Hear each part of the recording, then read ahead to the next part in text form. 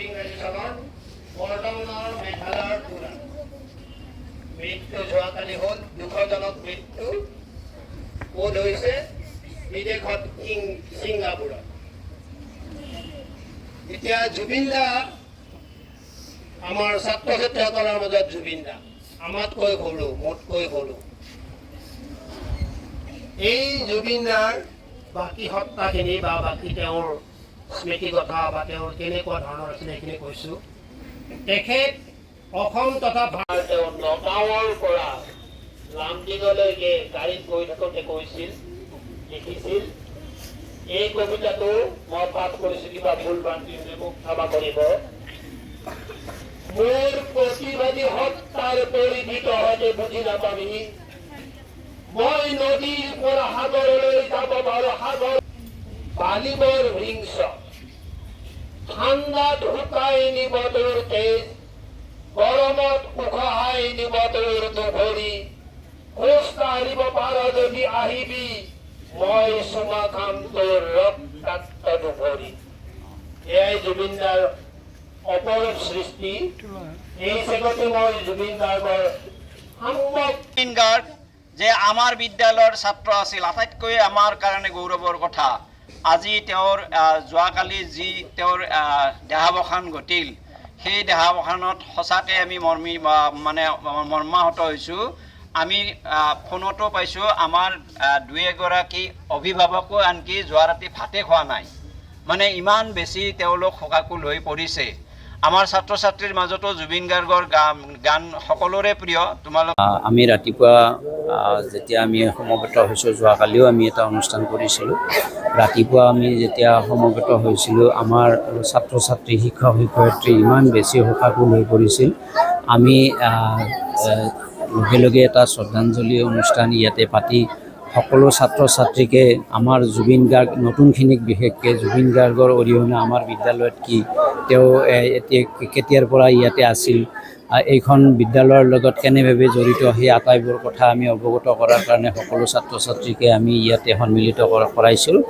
আৰু আমি জুবিন গাৰ্গৰ আমাৰ যি বিদ্যালয়লৈ অৰিহণা, অসমলৈ অৰিহণা, সংগীত জগতলৈ অৰিহণা, তাৰ প্ৰতি শ্ৰদ্ধা জনাই আজি আমি এটা শ্ৰদ্ধাঞ্জলি অনুষ্ঠান ইয়াতে অনুষ্ঠিত কৰিছোঁ অনুষ্টুপীয়াকৈ।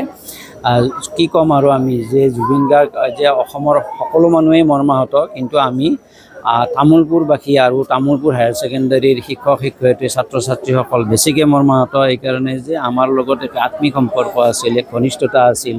জুবিন গাৰ্গ মানে আমাৰ বিদ্যালয়ৰ এটা পৰিচয়। তেওঁ বিভিন্ন অনুষ্ঠানবিলাকক সসন্মানে আমাৰ বিদ্যালয়ৰ কথাবিলাক কৈছিল, আমাৰ বিদ্যালয়ৰ নামটো কৈছিল অন্ততঃ যে মই তামোলপুৰ উচ্চতৰ মাধ্যমিক বিদ্যালয়ৰ পৰা হাইস্কুল শিক্ষান্ত পৰীক্ষাত উত্তীৰ্ণ হৈছিলোঁ।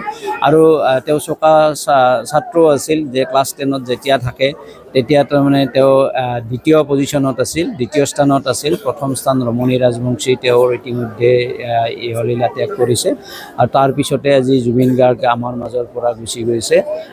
সেই সময়ৰ যিসকল ছাত্ৰ ছাত্ৰী যোৱাকালি আমি ইয়াত সন্ধিয়া ইয়াতে সমবেত হৈছিল, তাত মই আছিলোঁ, তেওঁলোকেও যথেষ্ট মানে কি ক'ম আৰু একেবাৰে শোকত ম্ৰিয়মাণ হৈ পৰিছে।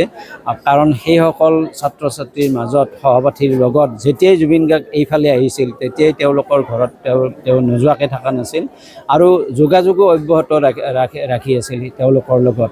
জুবিন গাৰ্গ ইমান বিখ্যাত হোৱাৰ পিছতো কিন্তু আমাৰ তামোলপুৰৰ তেওঁৰ সেই সময়ৰ সহপাঠীবিলাকৰ লগত সুন্দৰ এটা যোগাযোগ ৰাখিছিল। আমাৰ আনকি আমাৰ শিক্ষক দুই এজন শিক্ষক, এজন শিক্ষক তেখেতৰ ৰোগীয়া অৱস্থাত খবৰ ল'বলৈ আহিছিল। বহু শিক্ষকৰ খবৰ পাতিবিলাক আমাক সুধিছিল। আমি যেতিয়া তেওঁক নিমন্ত্ৰণ কৰিবলৈ যাওঁ প্ৰাক্তন ছাত্ৰ সমাৰোহৰ বাবে, সাংস্কৃতিক অনুষ্ঠান উদ্বোধন কৰাৰ বাবে, তেতিয়াও আমাৰ প্ৰাক্তন বিধায়ক, এইখন বিদ্যালয়ৰ প্ৰাক্তন শিক্ষক মাননীয় লেহৰাম বড়ো ছাৰৰ বিষয়ে তেওঁ মোক সুধিছিল। ইমানেই বেছি ভাল পাইছিল, কেইবাজনো শিক্ষক শিক্ষয়িত্ৰীৰ নাম তেওঁৰ মুখত আছিল। ইয়ে সূচায় যে তেওঁৰ আমাৰ এই বিদ্যালয়খনৰ প্ৰতি ঘনিষ্ঠতা কিমান, আত্মিক সম্পৰ্ক কিমান। নহ'লে এনেকুৱাকৈ শিক্ষক শিক্ষয়িত্ৰীসকলৰ নাম নিশ্চয় তেওঁৰ মনত নাথাকিলেহেঁতেন। আকৌ আমি যাওঁতে তেতিয়াই কৈছিলে, উৎফুল্লিত হৈ কৈছিলে যে তামোলপুৰ হায়াৰ ছেকেণ্ডেৰীত মই কিয় নাযাম, মই একেবাৰে সময়মতে যাম। আৰু একেবাৰে ইমান সময়মতে 1 মিনিটো ইফাল সিফাল নকৰাকৈ তেওঁ আহিছিল, আহি আমাক যথেষ্ট উৎসাহিত কৰিছিল। আৰু যোৱাৰ সময়তো কৈ গৈছিল যে ভৱিষ্যতেও মই আকৌ আহিম এই বিদ্যালয়লৈকে। গতিকে এই বিদ্যালয়লৈকে তেওঁ আহিব, এই কথাটোলৈকে আমি হয়তো অনন্তকাললৈ অপেক্ষা কৰি থাকিব লাগিব, যিহেতু তেওঁ আমাৰ মাজৰ পৰা ইতিমধ্যে বিদায় ল'লে। কিন্তু তেওঁ য'তেই নাথাকক, আমি তেওঁৰ আত্মাৰ সদ্গতি কামনা কৰিছোঁ।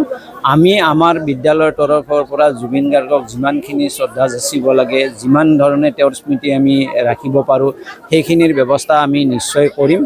আৰু তেওঁৰ আমাৰ ভৱিষ্যতৰ ছাত্ৰ ছাত্ৰীৰ মাজত যাতে তেওঁ সদায় অমৰ হৈ থাকে, সজীৱ হৈ থাকে, তাৰ কাৰণে আমি বিশেষ ব্যৱস্থা ল'বলৈ আমি সিদ্ধান্ত গ্ৰহণ কৰিছোঁ।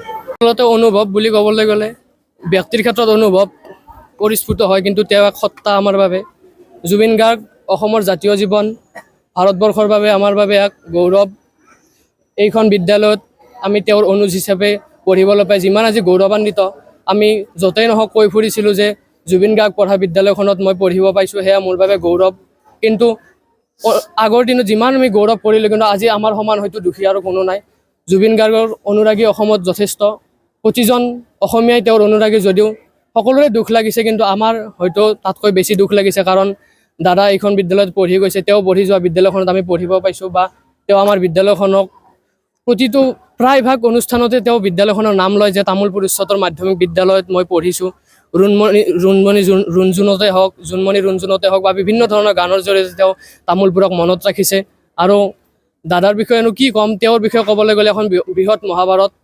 জুবিন দা সম্পৰ্কে ব্যক্তি হিচাপে যদি ক'বলৈ যাওঁ, জুবিন দা যি তেওঁৰ মন, দুখীয়াৰ প্ৰতি তেওঁৰ যি মন, সেয়া হয়তো অসমত আজিলৈকে তেনেকুৱা ধৰণৰ কোনো জন্ম হোৱা নাই। আৰু ভৱিষ্যতে জুবিন দাৰ দৰে মানুহ পাম নে নাপাম, সেয়া আমাৰ বাবে প্ৰশ্নবোধক।